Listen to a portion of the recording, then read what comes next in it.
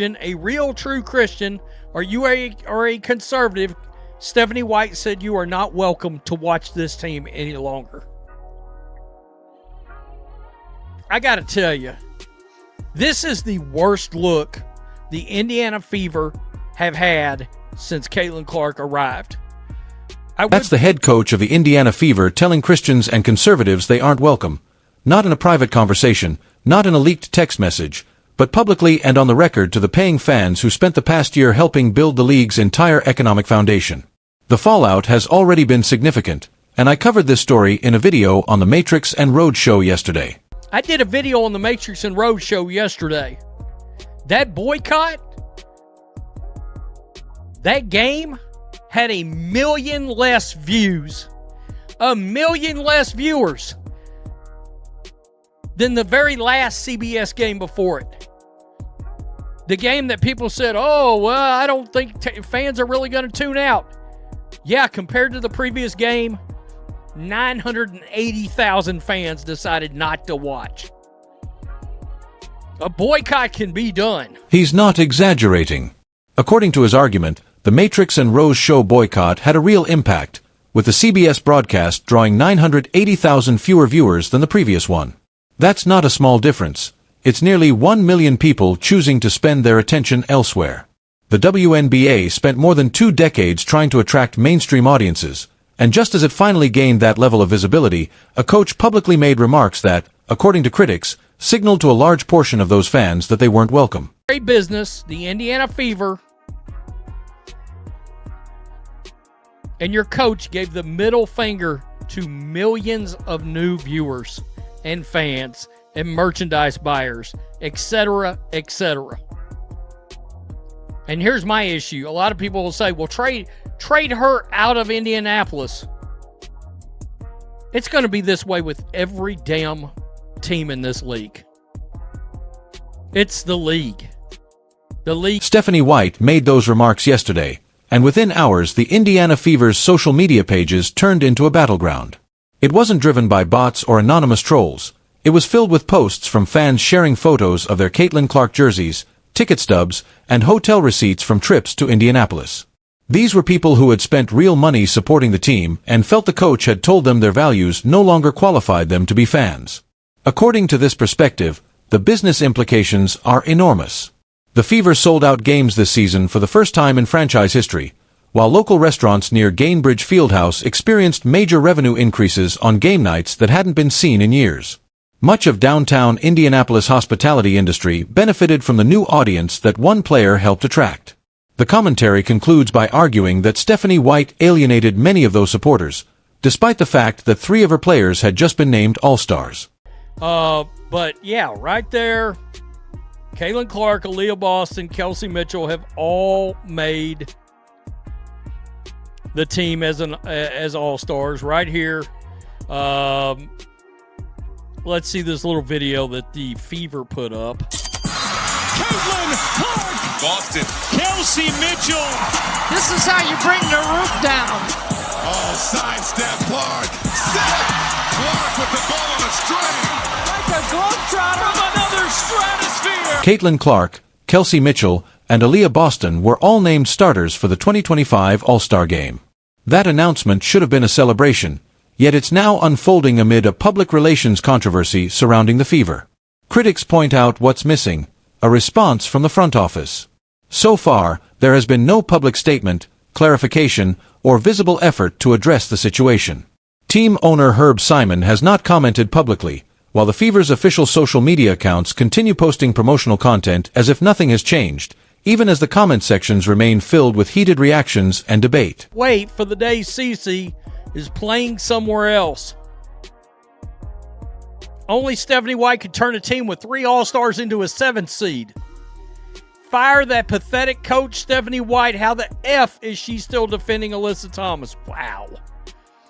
Don't promote our girl, Cece, if she's not going to get to play. In other words, protect her better. Fire Stephanie White. Man, I can't wait to see what this looks like in another 12 hours. In another 12 hours, because it is going to be ugly. Ugly. Looking through the replies, one message appears again and again: fire Stephanie White. According to the speaker, that demand is showing up beneath nearly every post, with many users directly referencing her remarks. Some commenters are also bringing up Alyssa Thomas, who has been involved in multiple on-court incidents with Caitlin Clark. The argument claims that White publicly defended Thomas after one of those incidents but has not shown the same level of public support for her own star player. From there, the commentary broadens beyond a single coach, arguing that the issue reflects a larger challenge within the WNBA. It suggests the league has struggled to respond to Clark's unprecedented popularity and the new audience she has attracted. According to this viewpoint, many of those newer fans come from different regional, cultural, and political backgrounds than the league's traditional fan base, and rather than embracing that expanded audience, some critics believe parts of the league's culture have treated those new supporters as outsiders instead of welcoming them. After what Stephanie White said yesterday, it is ugly. And you know what? Stephanie White has allowed her own social and political beliefs to officially interfere with her professional job. I have a vote of no confidence. It's over. It's over. And it's going to be interesting to see how fans react. Are fans going to tune out of these games? Keep in mind, they told a massive portion of the new fan base, you're not welcome to watch. The speaker also points to a hardware store promotion, arguing that the Fever are now offering free merchandise as part of an effort to increase ticket sales. According to this perspective, the contrast is striking. Just a year ago, tickets to Fever games were difficult to get without paying premium prices, while now promotional giveaways are being used to attract more fans. The commentary argues that this shift is the result of alienating the audience that initially helped drive demand. It also claims that boycott efforts should not be dismissed, citing a reported decline of nearly 1 million viewers for the Matrix and Rose show after some fans organized a boycott over what they viewed as disrespect toward Caitlin Clark. From this viewpoint, those numbers represent a measurable consequence, and the argument continues that the WNBA's long-term media rights strategy depends heavily on Clark's audience remaining engaged. If that audience stops watching, the speaker contends, the league's financial projections could be significantly affected. Christine Brennan yesterday on the Dan Dockage show, a really good interview by Dan Dockage. I'm going to keep it real. A really good interview with Christine Brennan, and she said she believes this is the definitive picture of the NBA, the WNBA right now. Really talk about tone deaf. The problem you have with the online community is because you haven't done anything about the situation, for F's sakes. Need to fire your shit coach. Middle finger. Christine Brennan has long been recognized as one of the most prominent voices in women's sports journalism, having covered the WNBA since the league's early years. According to the speaker, she described the current controversy as the defining image of the league at this moment. The commentary argues that a widely shared image involving a coach has become the visual many casual sports fans now associate with the WNBA and the Indiana Fever. It also points to the absence of a public response from league leadership, noting that Kathy Engelbert has not issued a public statement and that, according to the speaker, the league has not announced disciplinary action or publicly addressed concerns about the situation. The speaker concludes that this silence has been interpreted by some observers as tacit approval rather than a neutral response. Fever fans are sick and tired of jealous, racist lesbians assaulting Caitlin Clark. She's not going to do that. It's part of Stephanie White's core political and social mindset. She cannot do it. She cannot put her own feelings and her own lifestyle to the side to do her job. I got to tell you, if I would have been Herb Simon, I would have heard that rant, and within 30 minutes, Stephanie White would have been relieved of her duties. I'd have sent her off. According to the speaker, if a similar situation had occurred in another major professional sports league, Stephanie White would have been dismissed almost immediately. Not because of her personal beliefs or lifestyle, but because, in the speaker's view, she alienated a portion of the team's customer base. The argument is that professional sports organizations generally cannot afford to tell paying fans they are unwelcome based on their religion or political views, as doing so crosses a line that businesses typically avoid. The speaker compares the situation to the Indiana Pacers, arguing that if one of the Pacers' coaches publicly made comparable remarks toward a large segment of Indiana fans, team owner Herb Simon would likely have acted swiftly. The commentary concludes by suggesting that the WNBA is being held to a different standard and argues that prioritizing ideology over fan support and revenue is a strategy the league cannot sustain over the long term. Look at that. Woo! Fever coach needs to get her heads out of her ass. She's a racist, homophobic bee that needs to be fired. I don't know about homophobic, but the only marginalized community of the WNBA doesn't elevate straight white women. Yeah, I mean, look, Ben Daniel pointed out yesterday that Caitlin Clark is the marginalized in this league. He's right. She's straight and she's white. I don't know what we're going to do if Caitlin Clark actually comes out and defends Alyssa Thomas, because some people are expecting... According to the speaker, this is the heart of the issue. They believe Caitlin Clark has become an outsider within the league, not because of traditional forms of oppression or discrimination, but because, in their view, the culture of the WNBA has struggled to embrace a player from her background becoming its biggest star. The commentary argues that the league was looking for a transformative figure but expected that person to fit a particular image, and Clark's rise challenged those expectations. The speaker also claims that some of Clark's supporters are concerned she could face pressure to publicly defend Alyssa Thomas or minimize previous controversies by issuing a carefully crafted statement emphasizing unity. According to this viewpoint, such a statement would be seen by critics as the product of public relations rather than Clark's personal opinion. The commentary concludes by suggesting that, if fans perceived Clark as distancing herself from those who support her, many could gradually lose interest in following the league, not necessarily through an organized boycott, but by quietly choosing to stop watching. Women have major anger problems, jealousy, disrespect. Does Stephanie White realize that she gave a list of things she and the W stand for, but then goes on and rejects a list of people that have differing views?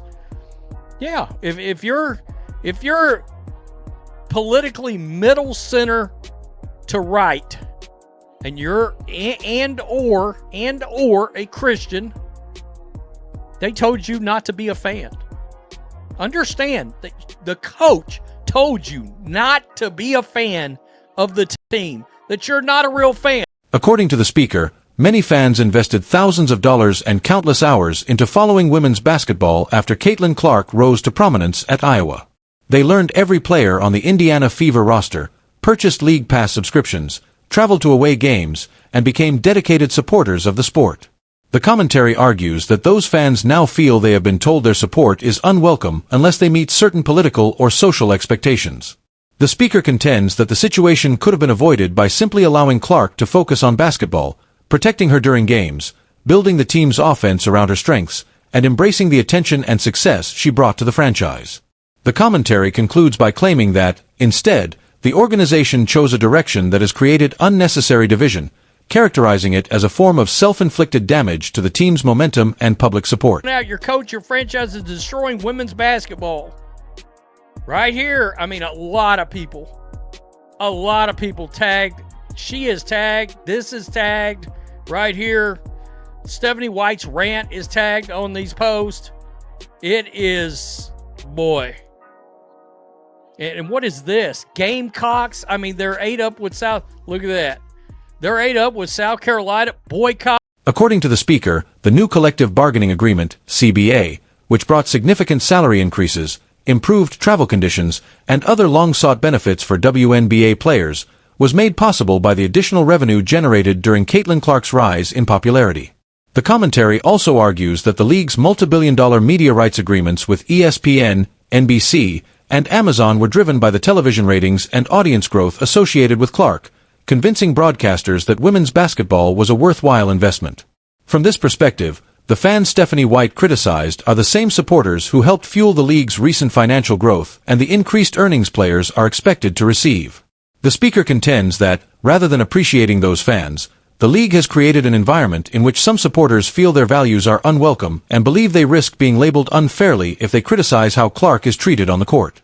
The commentary concludes by arguing that this dynamic pushes loyal fans away and claims that Stephanie White's remarks reinforced those concerns. I have never seen a coach attack a fan base that literally built the new CBA, that literally landed the new media rights deal. Those fans that have taken their time and spent their money, the coach crapped on yesterday. I've never heard of anything like that in sports. According to the speaker, Christy Sides, the coach the Indiana Fever replaced with Stephanie White, would never have handled the situation this way.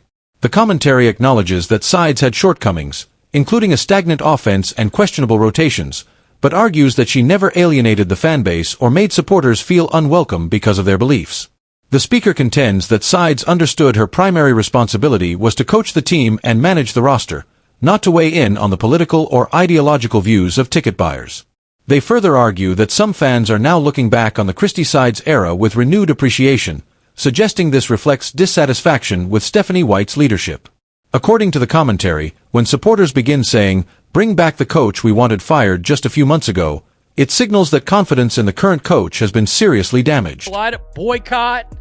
It's ugly. It's ugly. It's unbelievable. According to the speaker, the Indiana Fever now face a critical question. Can the organization recover from this controversy, or has the damage already been done?